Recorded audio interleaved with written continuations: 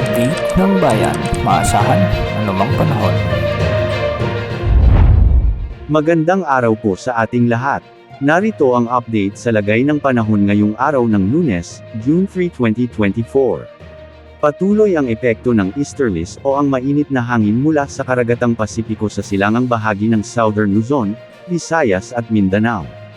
Dahil sa epekto ng easterlies, maraming lugar muli ang posibleng makaranas ng maalinsangang panahon ngayon at mga nagtataasang heat index na posibleng umabot sa danger level.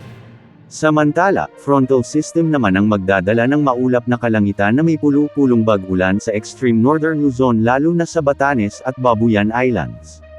Ang frontal system na ito ay mula sa remnants ng dating tropical storm na si Maliksi na tumama sa mainland China ng mga nakaraang araw. Sa ngayon tumatawid ang frontal system sa mismong Taiwan County hanggang sa southern Japan. At dahil kasalukuyan tayong nasa monsoon break ngayon ay patuloy din tayong makakaranas muli ng napakainit at maaraw na panahon.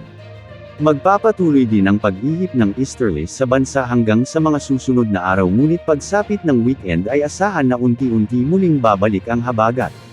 Samantala, posibleng magdala muli ng mga pag-ulan ang habagat sa kanlurang bahagi ng bansa sa susunod na linggo lalo na sa Pangasinan, La Union, Zambales, Bataan kasama ang Western Mimaropa at Metro Manila. Ang muling pag-airel ng habagat sa mga susunod na araw ay dapat paghandaan lalo na ng mga nakatira sa bahaing lugar dahil posible ang muling pagtaas ng mga tubig kapay mayroong malalakas at tuloy-tuloy na buhos ng ulan. Sa ngayon, wala namang gale warning sa mga karagatang sakop ng bansa kaya malaya ang mga mangingisda na pumalaot sa anumang bahagi ng baybayin ng bansa.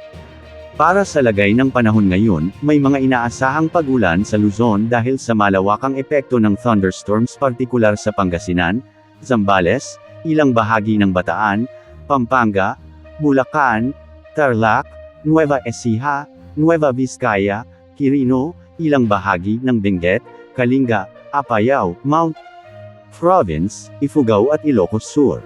May mga thunderstorms din sa Metro Manila at sa ilang bahagi ng Cavite, Rizal at Batangas. Posible rin ang mga pag-ulan ngayon sa Quezon Province, Camarines Sur, Palawan at Occidental Mindoro. Sa bahagi ng Visayas, asahan din ang mga pag-ulan sa Antique, Aklan, Guimaras, at Iloilo. Posible rin sa ilang bahagi ng Cebu, Bohol, Negros Provinces at sa Samar at Leyte Provinces. May mga inaasahang pag-ulan din sa Mindanao lalo na sa Zamboanga Provinces, Northern Mindanao, ilang bahagi ng Sorsogon particular sa Cotabato at South Cotabato. Magiging maulap naman ang natitirang bahagi ng Mindanao na may mga kalat-kalat na pag-ulan dulot ng thunderstorms. Yan ang update sa lagay ng panahon. Ito po ang weather update ng bayan, maaasahan anumang panahon.